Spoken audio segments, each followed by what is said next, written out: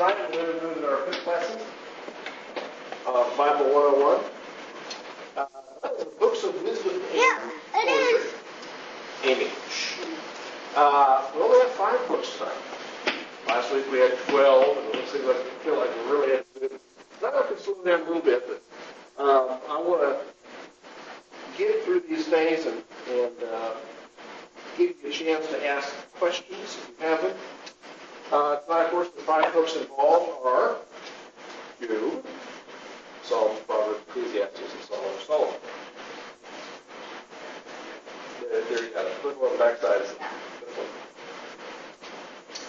First of all, let's start with the book of Job. Get your Bibles with you tonight. We open up to Job. The correct pronunciation is Job, not Job.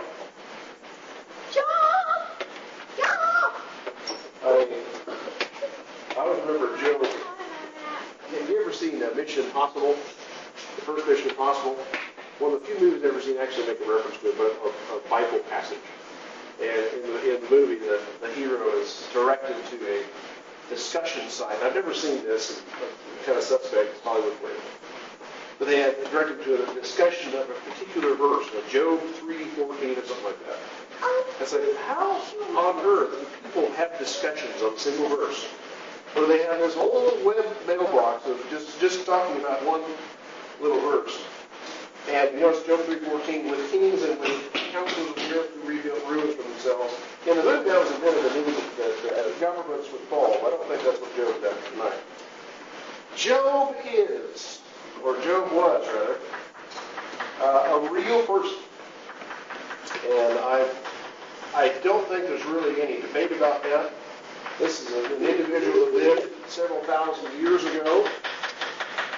But the book of Job does present problems.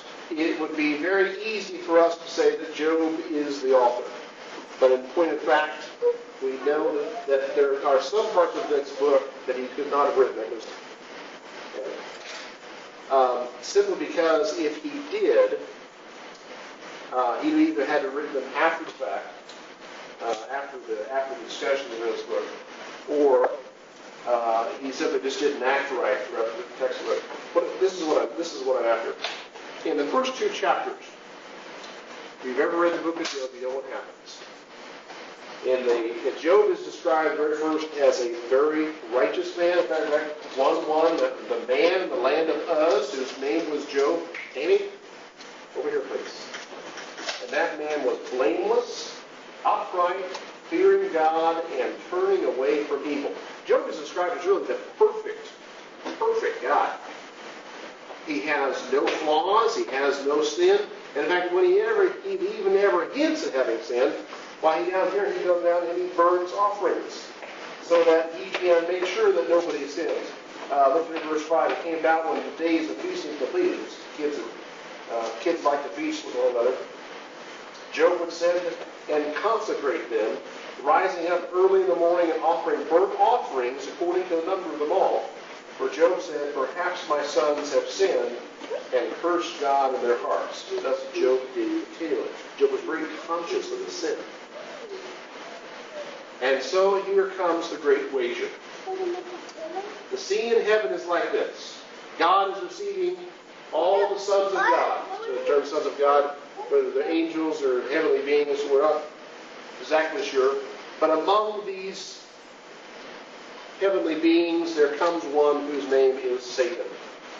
In the Hebrew, it's simply the Ha-Satan, or the adversary. In the Hebrew, if you were to read the Hebrew of this text, you would not be aware that Satan was a proper name. You would merely be aware that this one heavenly being who is opposed, or perhaps God employs as an opposer, comes to present himself, and God says to the Satan, can you consider my servant Job? Now, it's almost as if God opens this up here, because Satan says, yes, I've seen him, and I know what will break him. And God allows it to happen. It's what we call God's permissive will. He knows it happens, but he allows it to happen anyway. And And Job loses everything that is dear to him. He loses his children. He loses his livestock. He loses his crops. Everything that is considered a means of wealth for him is lost. But that's not the end of the story. That another day arrives in heaven. Sons of God present themselves again, and Satan says, skin for skin, if you let me strike his body, he will curse you to your face. The Lord says, go right ahead, but don't kill him. And Job is struck from head to tail with boils. Oh, man. The worst possible things that can happen to him. She found some blocks in the kitchen. Oh, well, stay on here.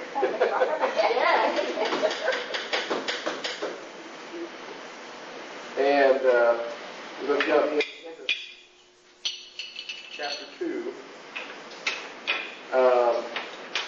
I love this. Not only is Satan after him, his wife turns on him. In verse 9, his wife said to him, do you still hold fast to your integrity? Curse God and die. He's the only one that still wants to keep his integrity. Even his wife turns on him. He said to her, you speak as one of the foolish women, as the foolish woman speaks. Shall we indeed accept good from God and not accept adversity? In all this, Job did not sin with his lips. And this is the setup for the rest of the book. What happens in these first 2 chapters explains the rest of the book. Why Job then engages in dialogue with his 3 friends. But that first section there poses a problem. You see, in the rest of the book, Job argues that he is righteous. He says that he has not sinned and that it is God that has caused all these things to happen to him. Here's where we get the problem of authorship. If Job had written these first 2 chapters and then had recorded the rest of it as they happened, Job would have known that it was not God that had caused this, but in fact it was the adversary that God allowed it to happen. So there is this little quirk. Did Job actually write it, or did someone else write it? The work definitely takes place during the time of Israel's sojourn in Egypt. Yeah, with the home. I believe Job to be an authentic work of someone who knew Job, wrote down his story, and I would even posit perhaps even a son or daughter, or even one of his friends. The comment is that the author has to have this prophetic insight there in the beginning. He had to have been told by God directly what had happened in heaven before all this dialogue happens. The rest of the book really plays out pretty simply. Let's look at the outline. First of all, Job falls victim to senseless evil. That's chapter 1 through chapter 2, verse 10. The second section, which is the largest section, is 2:11 to 37:24. Job responds to questions. Now, in those 35 chapters, there is a cycle that goes on. Eliphaz the Temanite, Bildad the Shuhite, and Zophar the Naamathite, his 3 friends who have come to comfort him, now begin to argue with him. Job, don't you know why all of this evil has happened to you? It's because you have sinned. And everybody knows that sin occurs, or the sin always comes before justice, always comes before punishment. Therefore, Brother Job, you must have sinned. And Job's constant reply is, I didn't sin, I haven't sinned, I am not going to sin. So you see this cycle from chapter 2, the end of chapter 2, all the way to the end of chapter 37, of this, yes you did, no you didn't, yes you did, no I didn't, yes you did, no I didn't. Until, towards the end of that section, another character comes into play. His name is Elihu. And Elihu sees that the three friends have not been effective. And he takes up the cause, he takes up the argument, and says, no, you are in trouble, Job. You have sinned chapter 32 through 37. Elihu, in 3 speeches, says to Job, sin always comes before punishment. You are obviously being punished, Job. You had a good life, but now things have become very bad for you. So, obviously, God must be punishing you. And Job continues to say, no, I'm innocent, no, I'm innocent. As a matter of fact, Job turns the argument on his ear, and he says, God, I want to speak to you directly. I want you to come down here and answer the questions that I have for you. And chapter 38, God comes down and he speaks. This is where Job questions God. This is 38 to 42:6. Job has a few questions for God. God has a few questions for Job.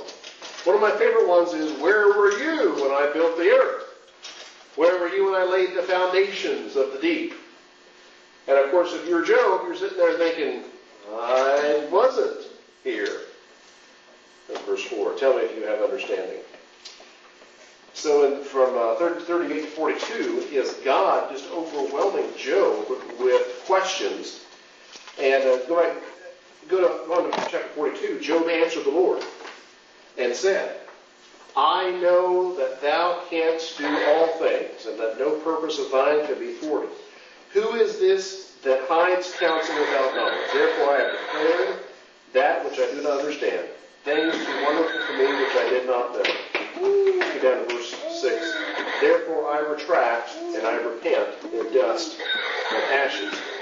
Now, the idea of Job repenting may seem a bit odd because he's protested all the way through the book that he hasn't done anything wrong. Matter of fact, the only thing that he could have done is the fact that he's called God into question.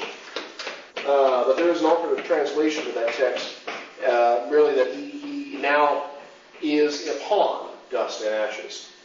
He takes back his questions, he takes back his doubt, and simply says, I will sit here on the dust and the ashes, and I will wait for you.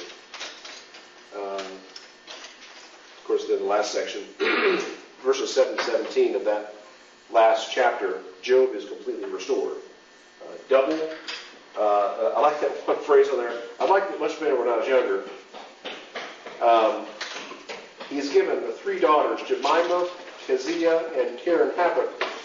Verse 15, all the land no women were found so fair as Job's daughters.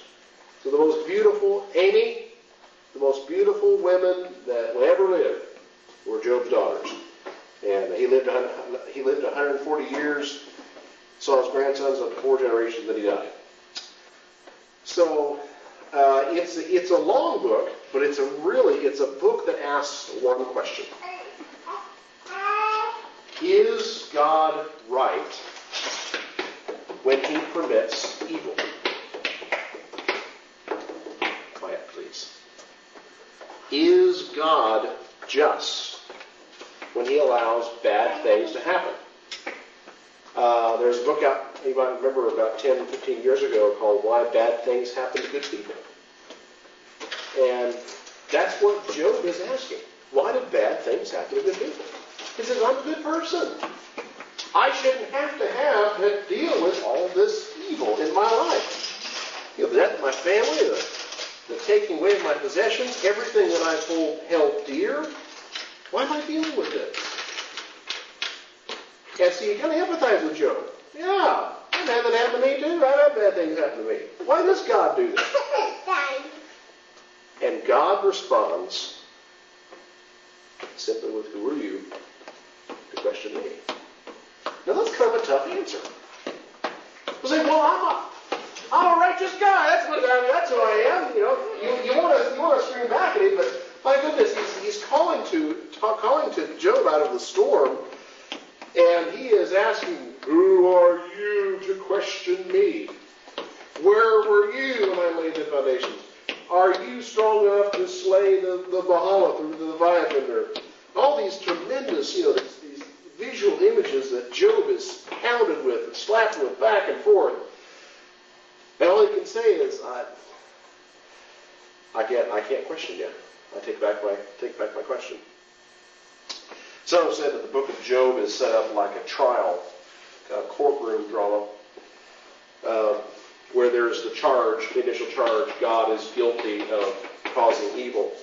And there is all this debate between the prosecutors and the defendants, until finally Job is allowed to question, Job is allowed to put God on the stand and ask him his questions. It's probably an apt illustration, probably an apt way to understand Job.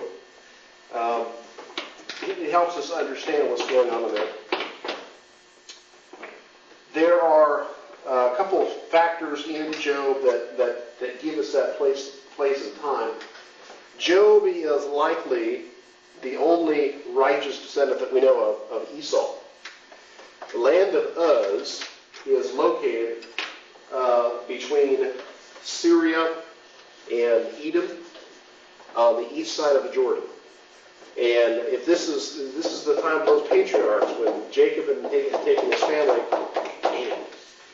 his family down to Egypt, Job would have been the only righteous person, really his family was the only righteous family in Canaan at that time. So he wouldn't have interacted with the Israelites at all.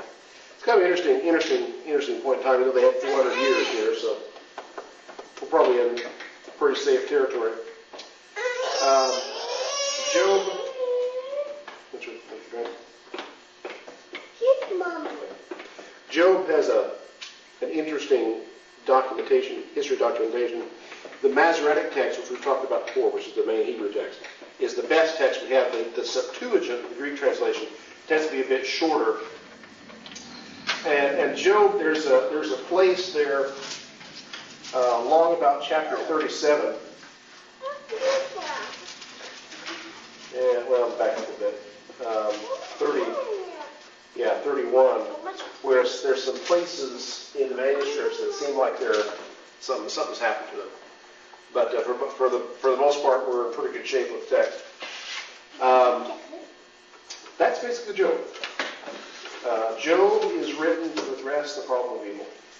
There are other ancient texts of the world that sound like Job, that speak to Job. There's some texts from Egypt, for example, and Babylon that ask the question, why the bad things happen. But Job's really the only one that has an answer. He's the only one that comes up with a decent answer. Okay. Takes the end, Job. Any questions on Job? Any questions on Job? Bring it on. You're fully aware now of all the nuances, Job. I'll tell you, when we get into the books of wisdom and poetry, Job is a good example of this. I don't know if in your Bibles, yeah, you do, you got it. Some translations will set the text like poetry, where they indent everything.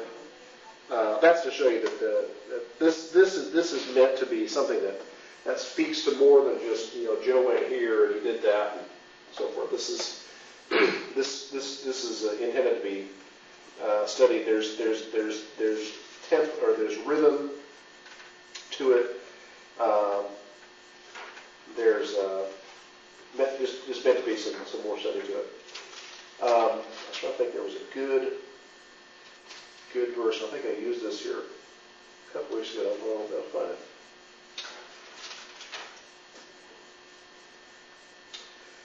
There's one text in Job that says, though he slay me, yet will I trust him. It's one of the most powerful texts I've ever seen. If you're in the midst of suffering, and Job is a book that has been used quite a bit by the Jews, especially in the view of the Holocaust, where they have just, in light of the suffering they've experienced at the hands of Nazis, they see in Job a kindred spirit. And this statement about, though God were to slay us, yet we're still trusting. And it just says that, it doesn't matter what I think. God is still in control. God still knows what's best. And I have only to trust him. So, 4 sections. Job falls victim to the senseless evil. Job responds to questions. Job questions God. And Job at last is restored. In the book of Job.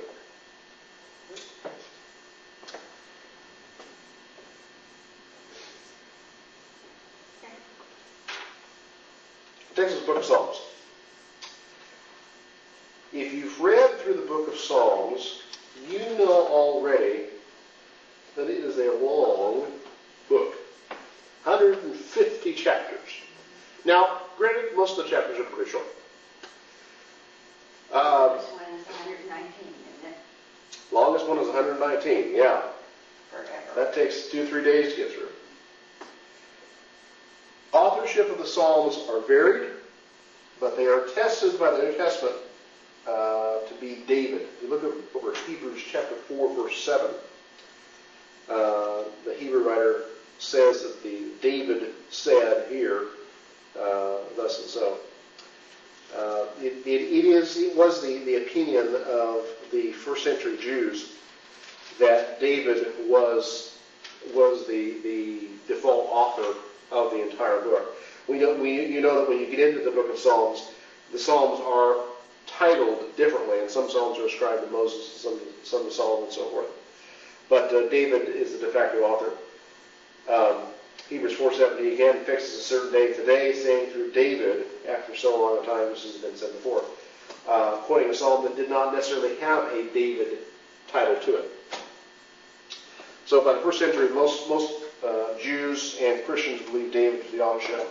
Titles of various psalms mention David. They mention Solomon, mention Moses, mention the sons of Korah, mentions Asaph, and several just anonymous.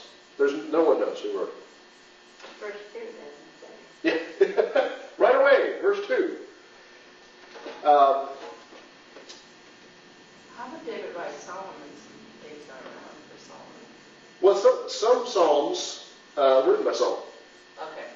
All right. I thought you said they were all written by David. Well, that in the New Testament, they were all the psalms were believed canonical. They were believed authentic because the hand of David.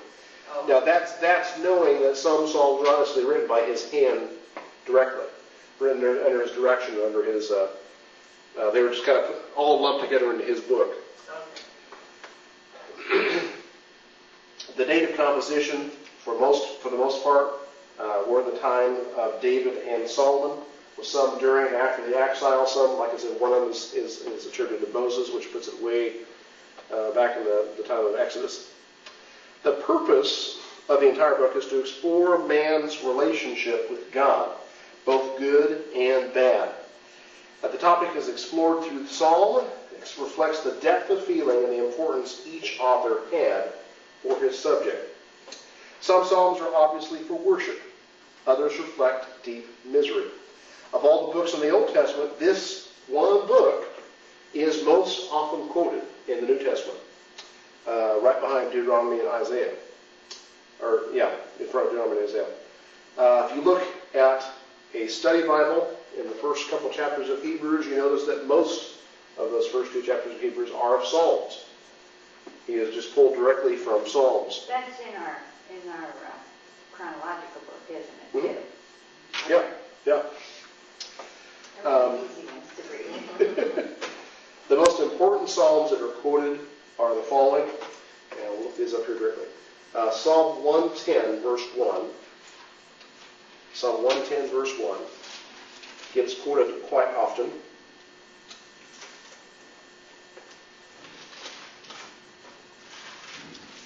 I should look that up, and if you would read that, please.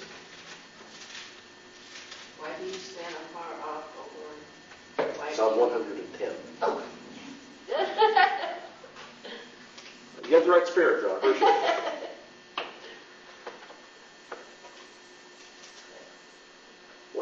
Verse 1. The Lord says to my Lord, sit at my right hand until I make your enemies a footstool for your feet. You ever heard that quoted in the New Testament? Yeah, more than once. Where did I have it? All the way back to chapter 2. Psalm 2, verse 7.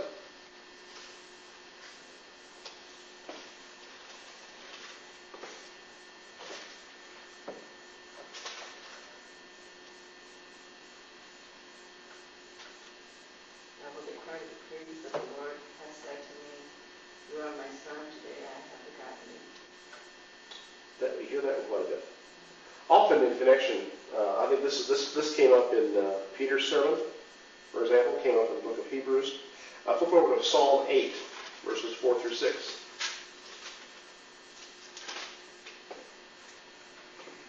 What is man that you are mindful of him, the Son of Man, that you care for him?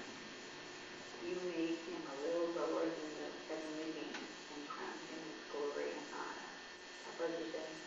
To 6. You made him under rule over the works of your hands, and Okay. put everything under his feet. And that's in Psalm 118, verse 22.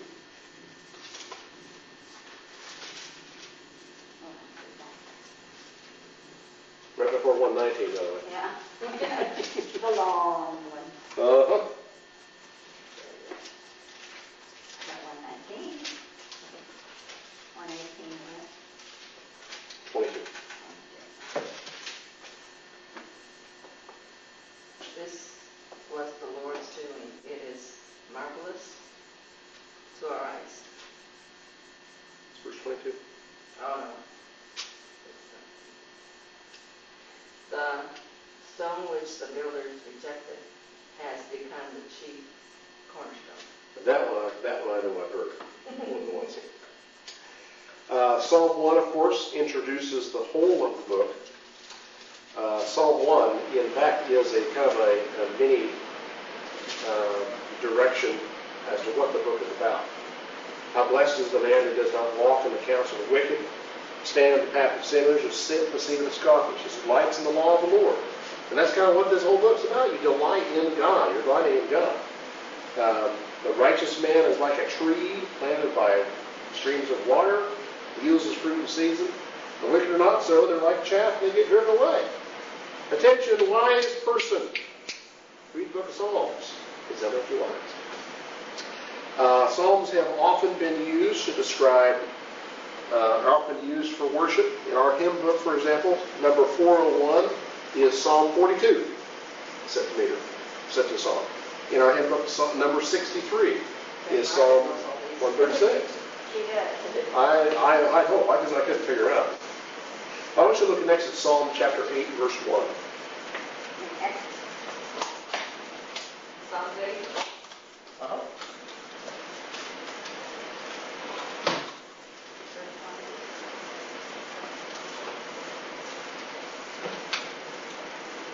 See if you recognize this song.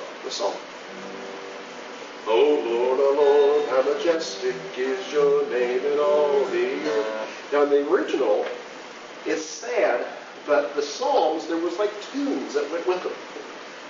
And because they didn't have musical notation back there, at least nothing that survived our day, many gifted musicians have gone back to the Psalms and have resurrected them, basically, from the lifeless black and white pages and made them into songs again. So, Lord, oh Lord, how majestic is your name in all the earth, has life again.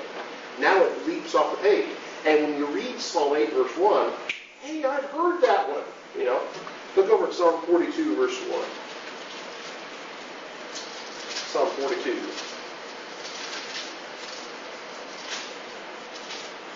See if you've heard this one.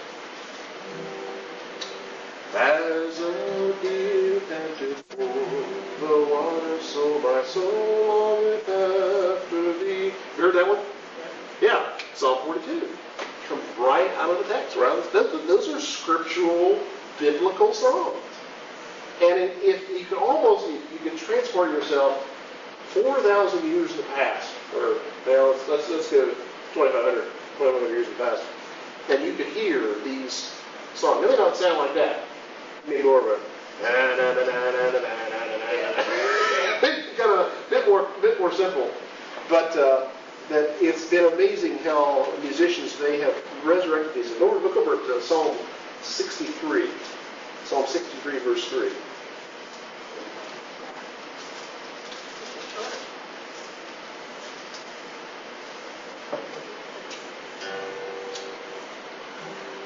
Thy loving kindness is better than life. Thy loving kindness is better than life. Remember that one? Yeah, right out of the Psalm. Look over Psalm 101. Psalm 101, verse 1. And we could go on all night with some of these things. But we won't. I'll promise you that. I'll promise you that. Psalm 101.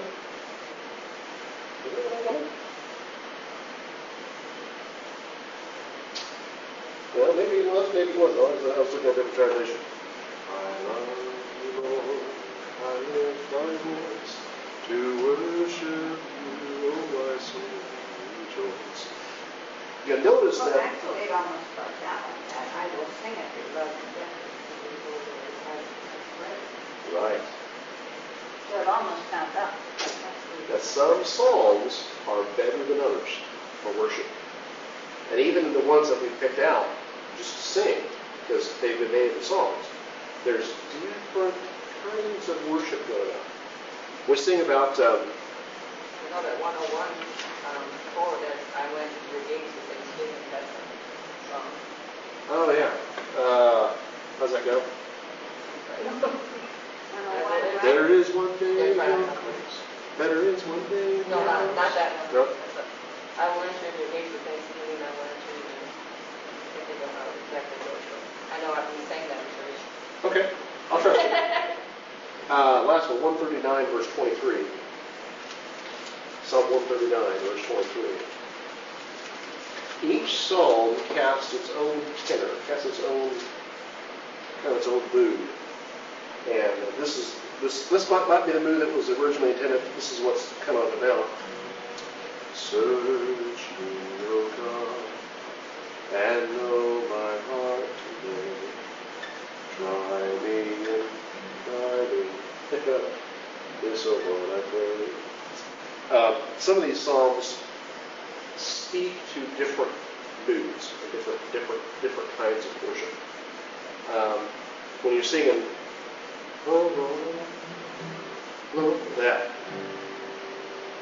Lord, oh Lord, just your name. That's kind of an uplifting, happy, hey, let's go out and have, jump up and down and clap. But this one calls for a more meditative state. When you're singing, search me, oh God, you're really saying, God, I've got all kinds of junk going on in me. I really need you to send your search parties into me and to search me. But this is what the tenor of the Psalms are. Some are worship type psalms, but some back up to Psalm 51. This is not a psalm that you want to be screaming out, belting out in worship, no matter what tune is played to it. This is a psalm that David wrote after he was found out. Just Psalm 51. Okay. Be gracious to me, O God, according to thy loving kindness, according to the greatness of compassion, blot out transgressions. Wash me thoroughly from my iniquity, cleanse me from my sin, for I know my transgressions and my sin is ever before me. That's not something you want to be singing around, but that's something definitely that speaks to the soul that knows it's sinful and just needs an outlet. Psalms are good for that. They are good for speaking to where you are. And different psalms are called for different occasions. So your Majestic is Your Name psalm is going to be a different kind of occasion than your Loving Kindness psalm or Search Me, Your God psalm. That's what the psalms do. They minister to different moods and minister to different times in your spiritual walk. And sometimes the same psalm will be completely different from one reading to the next, just because of the way that they're written. You may key in on a particular verse. The most popular psalm, of course, is what? Psalm 23. It is read at funerals. It's read sometimes at weddings. You have to wonder, is it a wedding, a funeral? But it jumps out of the page because of its imagery. The Lord is my shepherd; I shall not want. It takes the greatness and the awesomeness of God and puts him in the guise of a shepherd, the kindly. That in third grade. You had to learn that song? That's great. And I never forgot it. Yeah, I think I forgot that's it. one of those good ones you can memorize. But that's what Psalms do. Now, Psalms have often been understood as the Israelite hymn book, and even the hymn book of the church. And though this is probably true for some Psalms, it is just not true for all of them. Psalm 22 is another good one. Psalm 22 is the one that Jesus quoted from the cross. My God, why hast thou forsaken me? Imagine singing that. my God, why hast thou forsaken me? It just doesn't fit in a worship service. But it does fit when you're with God by yourself and you're asking Him, like Job, why am I the only one? Why have all these things happened to me? Why have you forsaken me? Psalms is often split up into 5 books. And as a matter of fact, these books, in the original text, it is split up in these 5 books, and I have it divided there on your page. The first book is the Psalms of David. The first is the 41st Psalm. The second book is the Psalms of David and his appointees. This is where you get into the sons of Korah and the Psalms of Asaph. Korah and Asaph were men who worked in the temple. So it's not unusual to see here the servants in the temple, the people who have been appointed by the king, coming up with their own worship music. How do you stay exposed to the presence of God for years on end and not come up with new songs? Is the presence of God, does it mean that little that you can't come up with a new song? Well, these guys have been they just can't help it. They come up with new songs.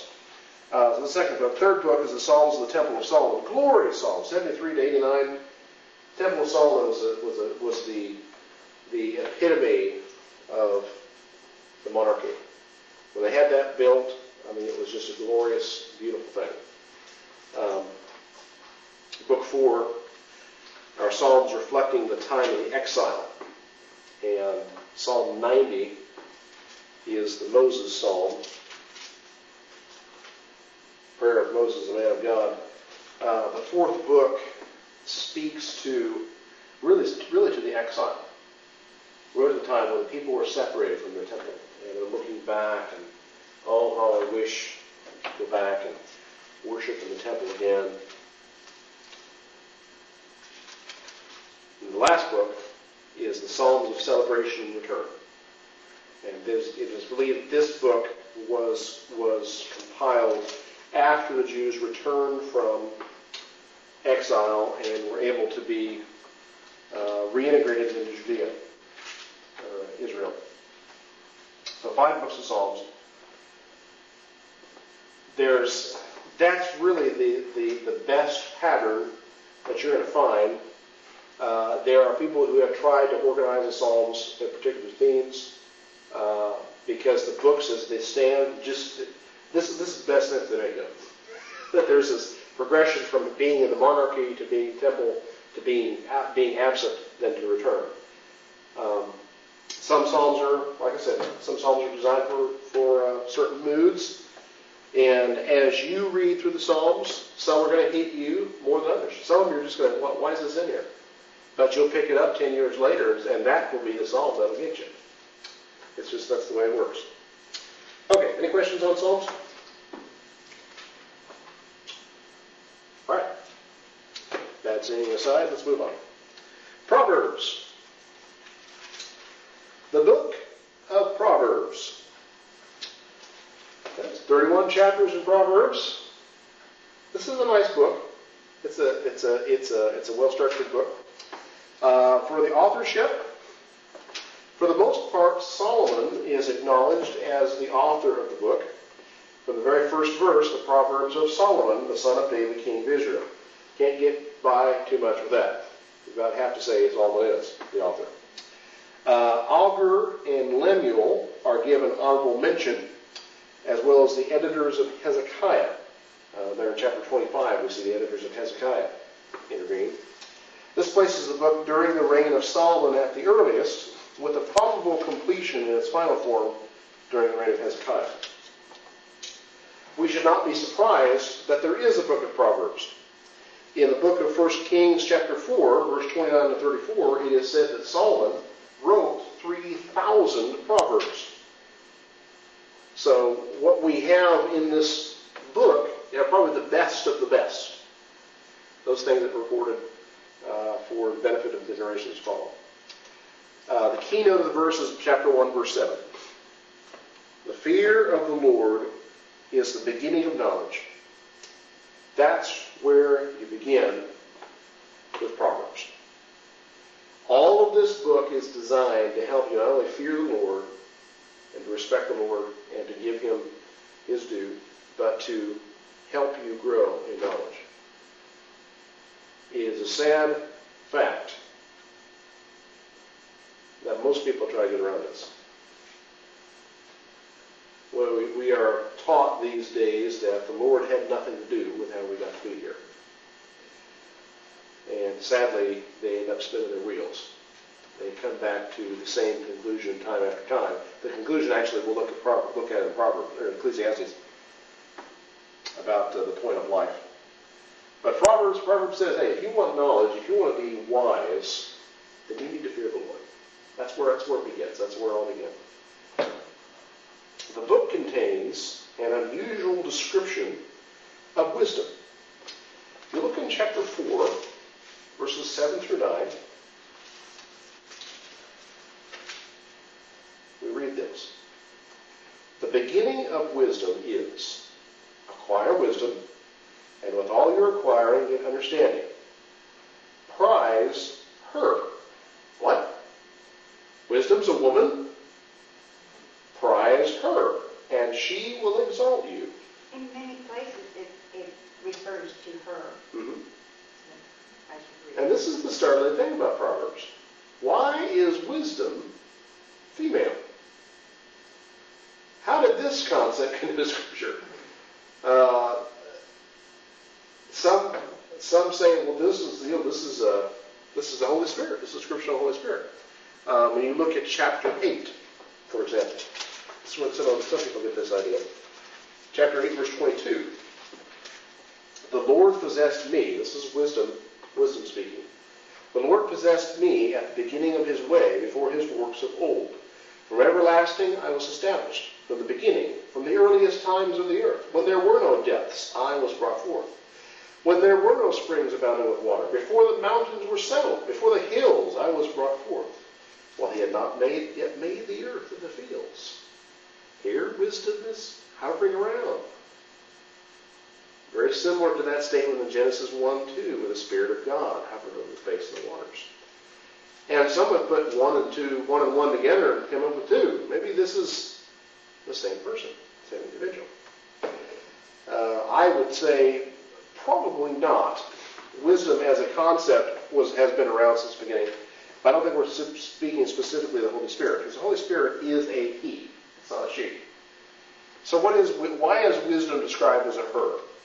I think it's because of this. She is in contrast to the wayward woman, or the prostitute. Look over chapter 7, verse 24 to 27. This is speaking of the prostitute. Now, therefore, my sons, listen to me. Pay attention to the words of my mouth. Do not let your heart turn aside to her ways. Do not stray into her paths. For many are the victims she has cast down, and numerous are all her slain. Her house is the way to Sheol, descending to the chambers of death. The prostitute, the wicked woman, the flattering woman, whatever you want to call her way is death. But the contrast is over in chapter 9, verse 10 and 11. Give instruction to a wise man, he will be still wiser. Teach a righteous man, and he will increase his learning. The fear of the Lord is the beginning of wisdom, and the knowledge of the Holy One is understanding. For by me, as again wisdom speaking, your days will be multiplied, and years of life will be added to you. And there's a sense here that the warning. Now this is all from the author, from Solomon, to his son. He is warning his son to stay away from the allure of women. Now, you could put anything in there you wanted to. The allure of power, the allure of drugs, the allure of even knowledge itself. But a woman it's an apt illustration, because who was his father? His father had a little problem with women, didn't he? 1,700 wives, 300 concubines. Listen, my son, to my experience. I said Solomon saying. And wisdom here is personified as a woman to contrast the wiles of the wayward woman, or the harlot. Her path is the path of death, and the path of wisdom is the path of life. So pretty powerful. Did you say harlot? I said, harlot, yes. My dad always called me that, and I absolutely hated it. What Don't happened to know you? why he called me that. Because my name was Charlotte, right? That just sends chills up my back. And that word. And I know there are such things, but. My son got a what was it? PVC pipe.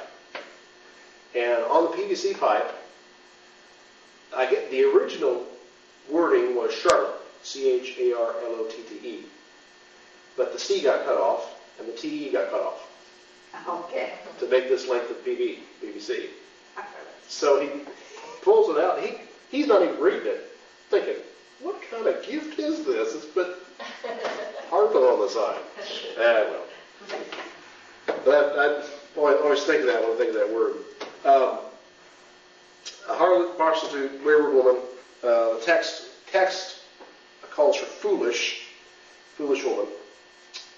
The book purports to teach wisdom, and it does. But we must be careful how we use sayings of wisdom. A wisdom saying is not the same thing as the law. And it is not the same thing as a promise. Let me illustrate this. First of all, let's take a look at 26:4-5. Proverbs 26:4-5. Go ahead and read that, please. Do not answer a fool according to his follies, lest ye also be like him. Answer a fool according to his follies. Wait a minute. You're right. Okay. You're right. So, and you want me to keep on going, did you say? Lest he be wise in his own eyes. This is why it's not law. You have one statement after another that directly contradicts it. And boy, when you do read that, you think you read it. Yeah. Yeah. This is the nature of wisdom. The wisdom says use your judgment as to which one's going to work in this instance. There are some instances where it's better not to answer a fool because you just add, as Tertullian once said, you're just wasting your breath. Yep. There's no point.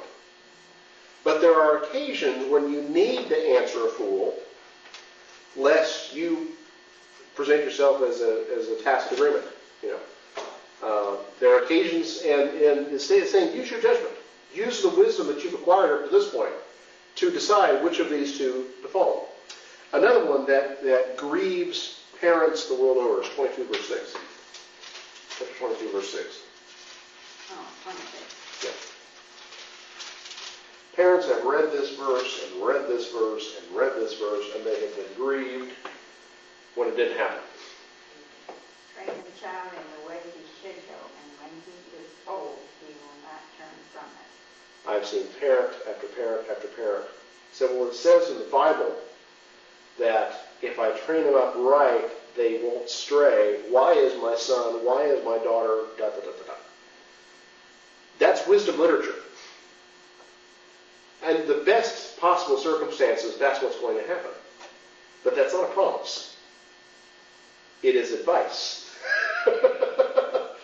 When your parents gave you advice, they didn't promise you anything. They said, the best thing you could do is this. You're going to get the best outcome this way.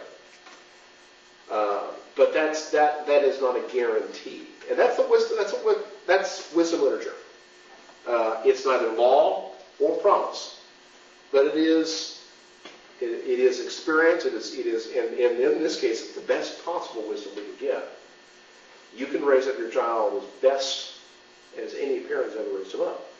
There's no guarantee that they will not depart from that training, but they have a better chance of being a good person when they grow up than someone who doesn't raise his children right. And that's basically what it's saying. There's the probabilities It is sort involved. of funny how you can raise two kids. One's one way and the other one is the opposite. Mm-hmm. I got that.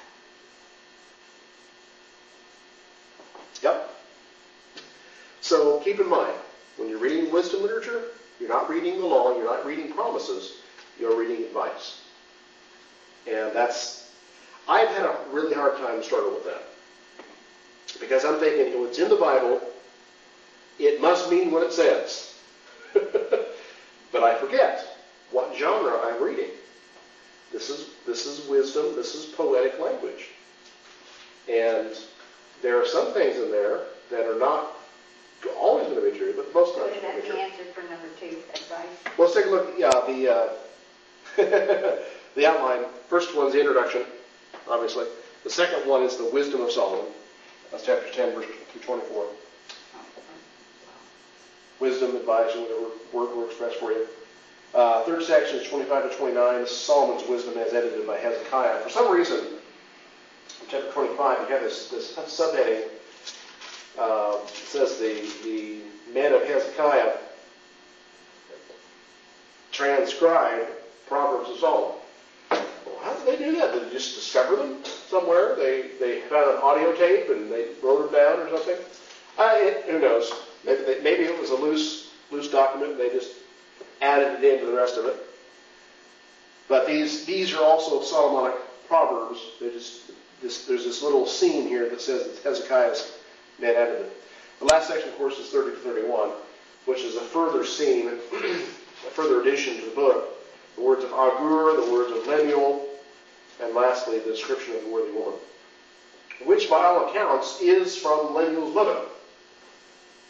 Lemuel, you know how to identify a good woman? No, mother. I'm going to tell you 22 different ways you can identify a good woman. It's an acrostic in Hebrew. Each letter of the Hebrew alphabet starts the next sentence.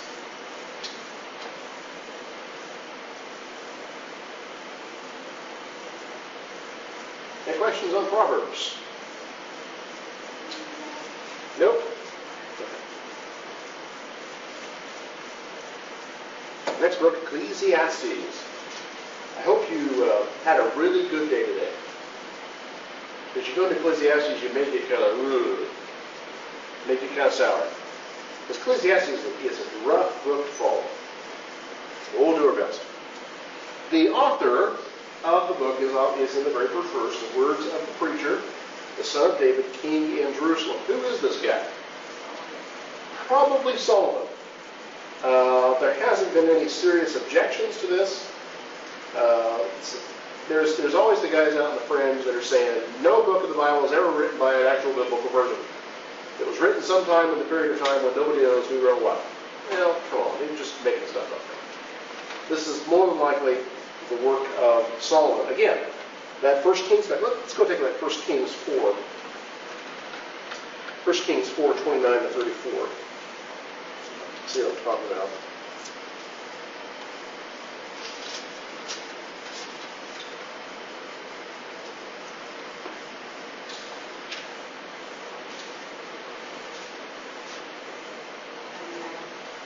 To 34. Especially, well, just read verse 32. That's fine. Now what's one? 29, 32. I'm sorry, chapter 4 of 1 Kings, verse 32.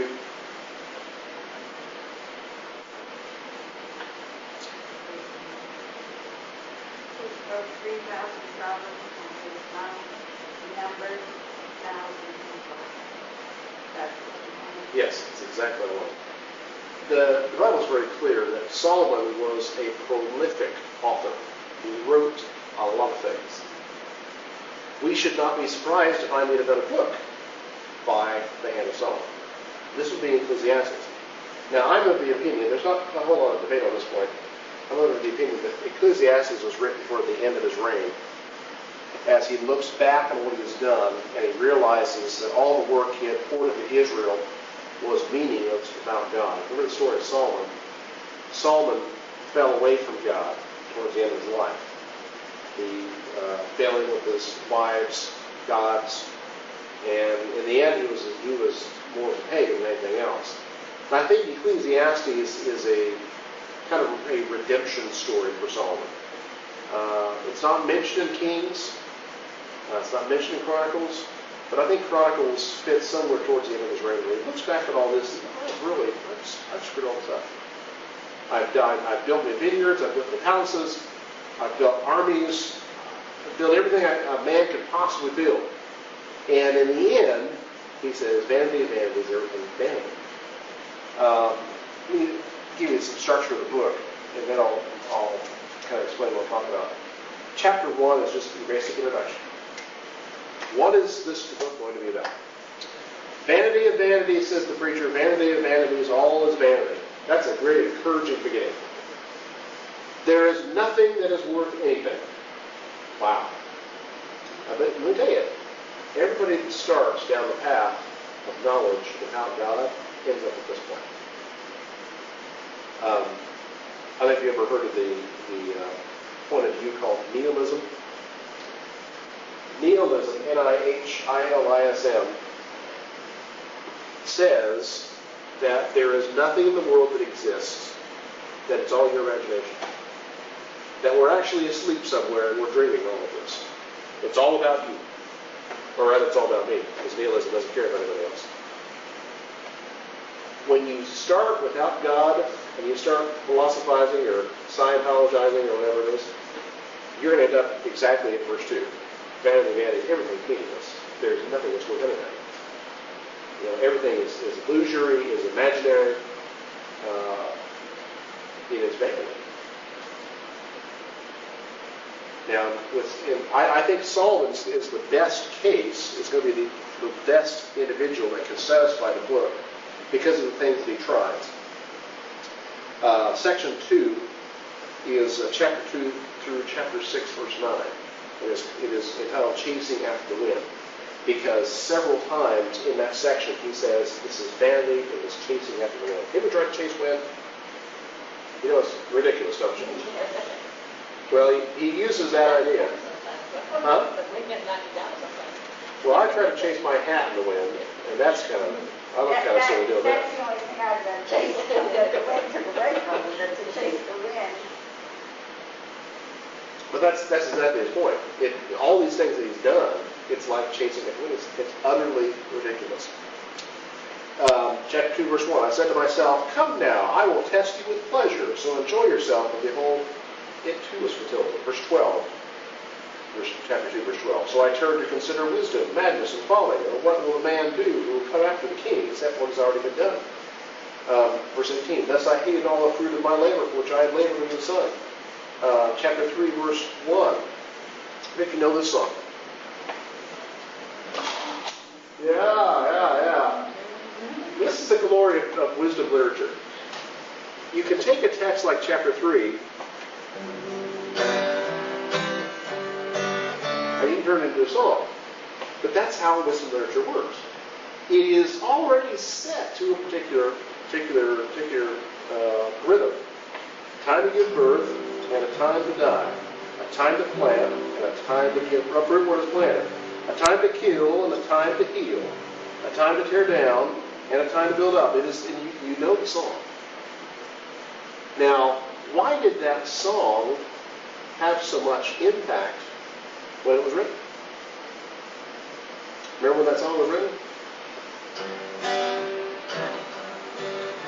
When it was written? When was that song written? You talking about the pop song? Yes. The 60s? Yes. In the 60s.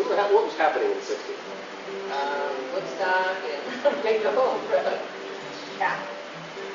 And you'd think the 60s would have been the farthest away from God. Well, outside of the present time, but it was pretty far out there. Yeah. Sexual revolution, war in Vietnam was looming, and everybody was asking, what's the point? What's the point of living? They'd gotten over the whole World War II, we're in this together idea. Let's fight the great Satan of Hitler. Now we're post prosperity. Now it's free love and make love not war and this whole time of silliness. This text pops out. Somebody was reading this Bible, and there's a time to live and there's a time to die. A time to kill, a time to heal. A time to tear down, and a time to build up. And this words spoke to that generation. Just so that they speak to us. Now, what are those words saying?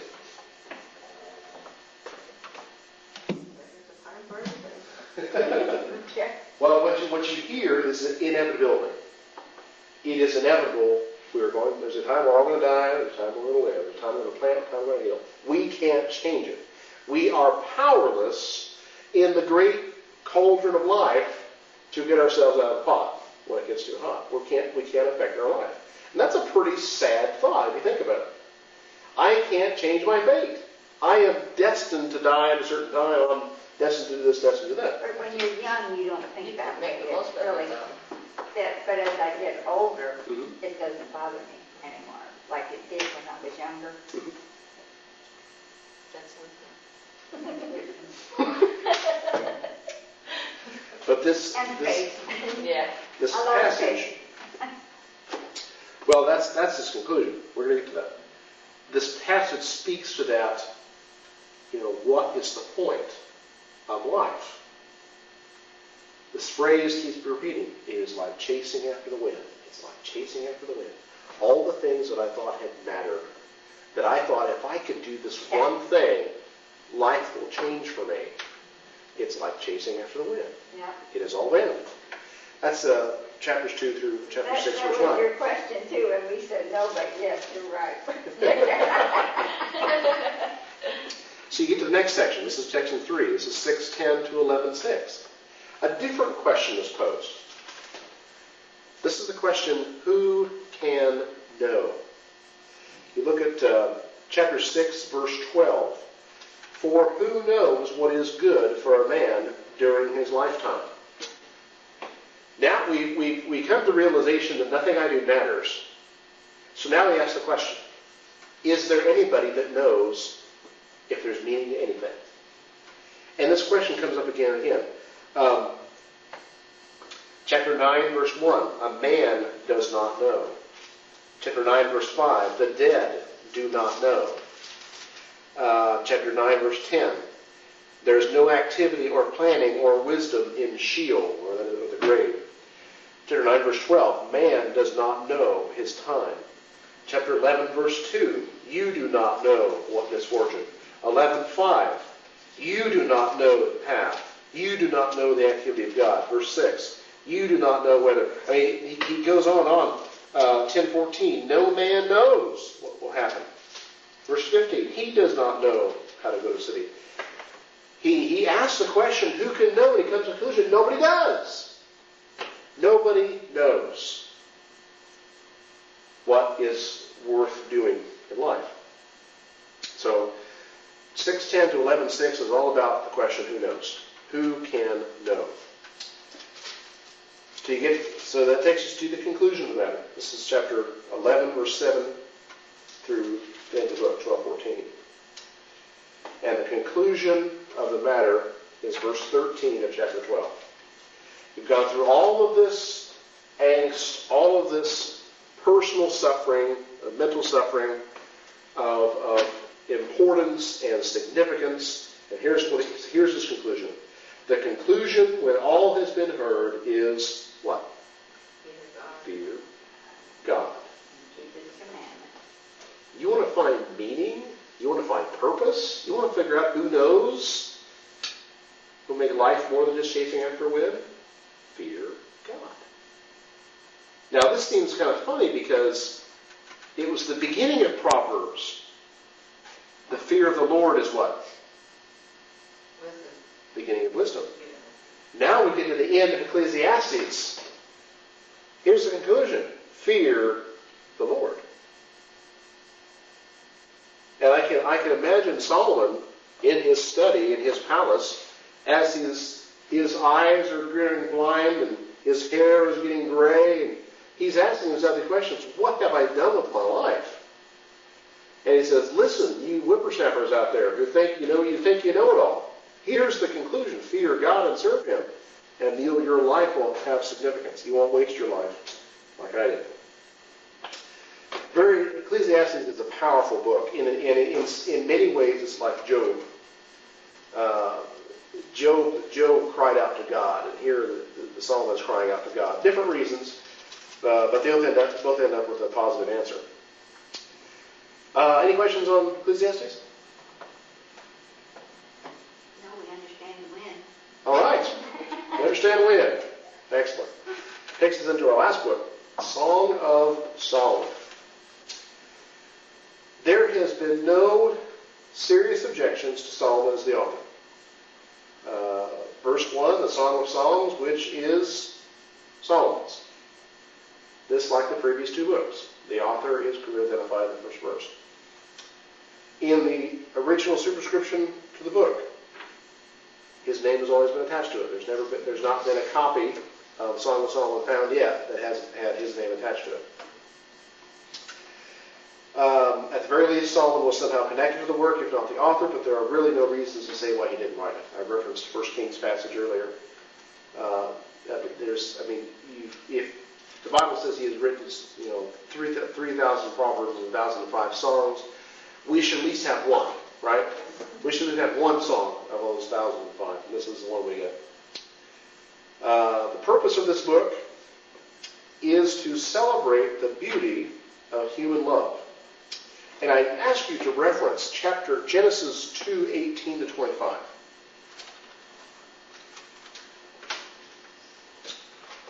In Genesis 2:18, the Lord said it's not good for man to be alone. I skip down to verse 22. The Lord God fashioned into a woman the rib which he had taken from the man and brought her to the man. The man said, Genesis 2:23. Oh. The man said, this is now bone of my bones and flesh of my flesh. She shall be called woman because she was taken out of man.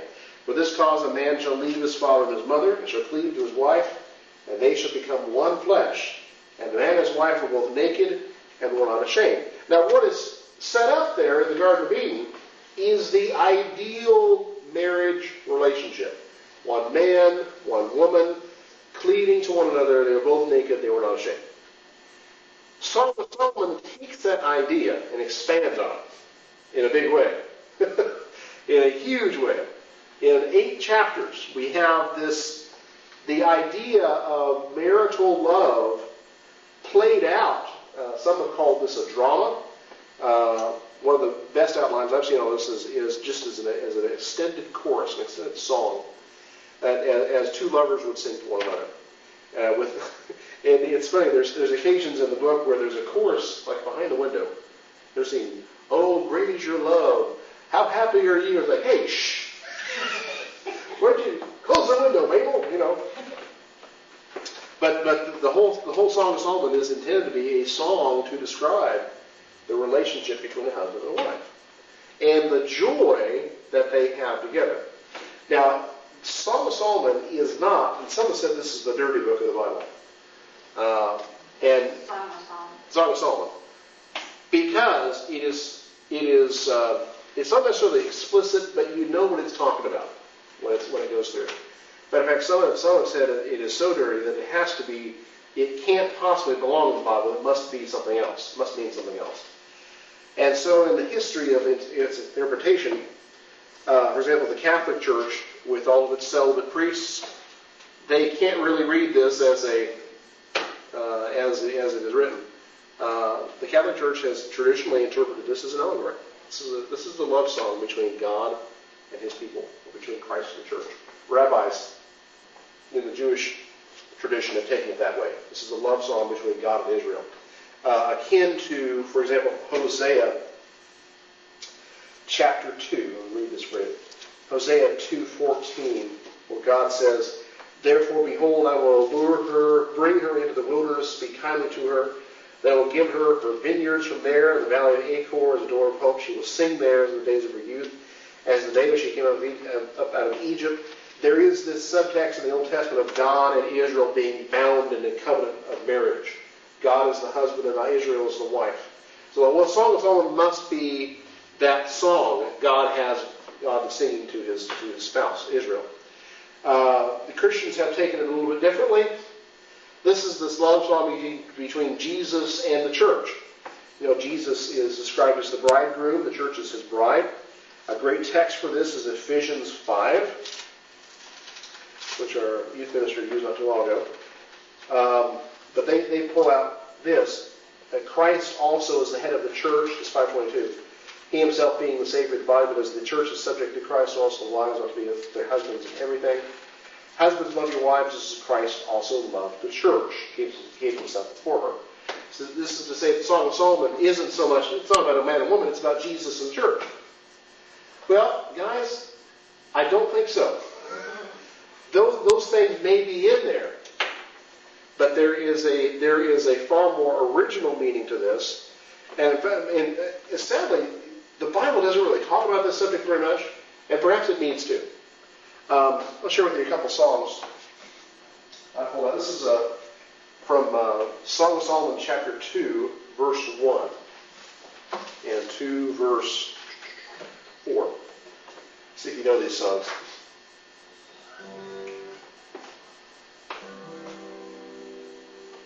I have found a friend in Jesus, he's everything to me. He's the fairest of 10,000 to my soul.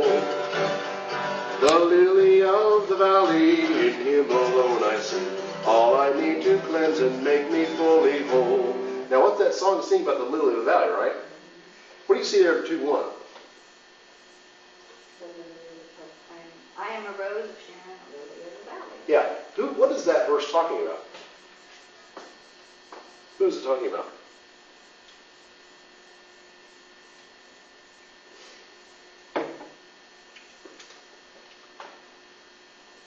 I know that song is talking about Jesus. The song is talking about Jesus, right. But the text is talking about the husband. But the song comes from that long tradition of making Song of Solomon talk about Christ and the church. Another one, down to 2:4. I don't know if you've heard this one before. Called me to his banqueting table, his banner over me is love. Called me to his banqueting table, his banner over me is love. He called me to his banqueting table, his banner over me is love. His banner over me is love. Now, this one you should have the heebie-jeebies about saying about, okay? Because in verse 4, he has brought me to his banquet hall, his banner over me is his love. This is a wedding night kind of song, kind of message here. This is euphemisms. He's brought me into his banquet hall. That means he's ready to go. His banner over me. Now, the question of who's on top. This answers that question. It's not explicit and it doesn't spell things out. But if you know what you're reading, it says this is what's going on. You heard that song? Yeah, that's right. When you read it, his banner over me is, oh, I can't sing that song. But again, this comes from that tradition of making Song of Solomon You know fit. what, this is George said to me, oh, Mom, you can go out with guys and have a meal. I said, George, I know what comes with the meal. A price to pay. Yes. But it speaks to how the text has been interpreted.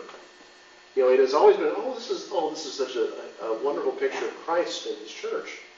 Hello? Let me tell you a little bit of basic exegesis. When I think of that, no meal, I know what comes next. His banner over me is love. Now, it's a beautiful picture because in truth, Christ's banner over us is love. That's the That's a different love. It's a different kind of love. Yeah, exactly. What Song of Solomon is talking about and what the song is talking about, he uses the same words, but it's a different kind of picture. Different kind of picture going on. So I'll just see if you've heard those songs before. But those come from that tradition of that interpretation of Song of Solomon. This book celebrates the beauty of human love, plain and simple. You can read into it Christ and God, but at the foundation of it, it speaks of man and woman, man and his wife, husband-wife relationship. It is a love song between the two of them. There's 5 sections to it, and I simplified the outline that I found because it was amazing, but I had to condense it down to fit it on this page. First is chapter 1 and 2, the declaration of love. Woo! Honey, me too, sweetheart. It is the declaration of love between the husband and the wife. Sets the stage for what's coming up. Some have even looked at Solomon as kind of an apology against racism. Look at verse 5 of chapter 1. I am black but lovely. So right there, that means that she was. I am dark. I am dark. I got a good tan today. Yeah. It would not be surprising.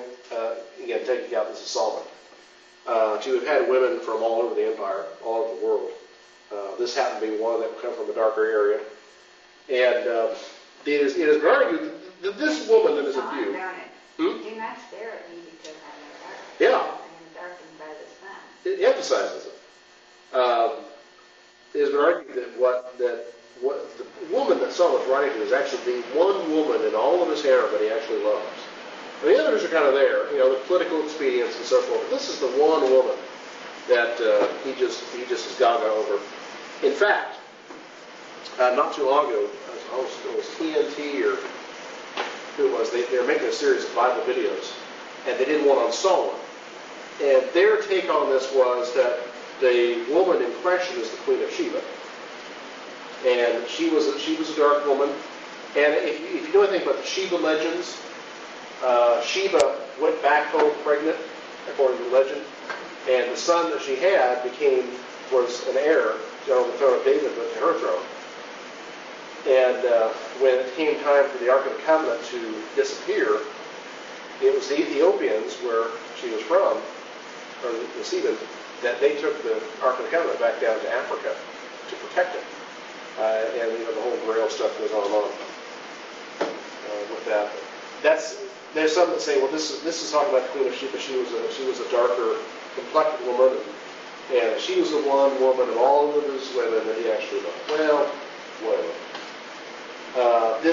Whoever she is very special to Solomon. Chapter 3 through 4:15. This is the wedding night song. This is the first round of wedding night song. I love you, you love me, let's go up in the apple tree, kind of stuff. Very beautiful stuff. And I had actually done this, but I've heard this is very effective in a marriage where the husband reads the husband's part, the wife reads the wife's part, and it just draws them closer together. I'm sure it works. I've actually tried it.